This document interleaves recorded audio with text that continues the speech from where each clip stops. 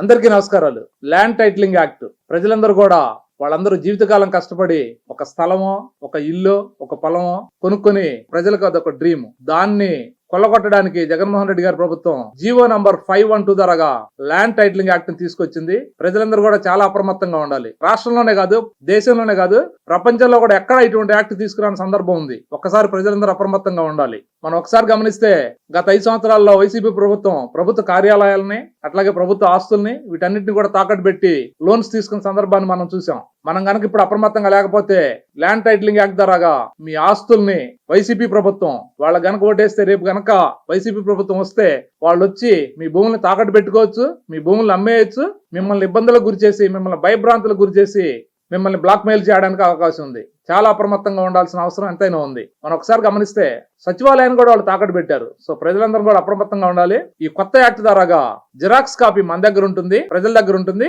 Originals గానీ దానికి సంబంధించిన వేలుముద్రలు గానీ గవర్నమెంట్ దగ్గర ఉంటాయి. దాని ద్వారా వాళ్ళు ఏదైనా చేస్తానికి అవకాశం ఉంది. సో కాబట్టి మనం ఒకసారి చూసుకుంటే గత తరతరాలుగా మన ఎవరి ఆస్తులకు సంబంధించిన పత్రాలు, ఒరిజినల్స్ పత్రాలు వాళ్ళ దగ్గర ఉంటాం. మనం ఎన్నో సంవత్సరాల నుంచి చేసుకుంటా ఉన్నాం. అసలు ఇటువంటి ఒక భయంకరమైన ఈ యాక్ట్ తీసుకురావటం చాలా దుర్మార్గం. ప్రజలందరూ కూడా అప్రమత్తంగా ఉండాలి. మీరు మీ ఆస్తులు సక్రమంగా ఉండాలంటే ఎన్డీఏ ప్రభుత్వం, తెలుగుదేశం, జనసేన, బీజేపీ అభ్యర్థిని గెలిపించుకోండి. లేకపోతే చాలా ఇబ్బందులు ఎదుర్కోవాల్సి వస్తుంది. ప్రజలందరూ కూడా అప్రమత్తంగా ఉండాలని చెప్పని కోరుతున్నాను. మీ ఆస్తి మీకు దక్కాలంటే ఎన్డీఏ కూటమి అభ్యర్థుల్ని గెలిపించుకుంటే మీ ఆస్తులు సురక్షితంగా ఉంటాయి.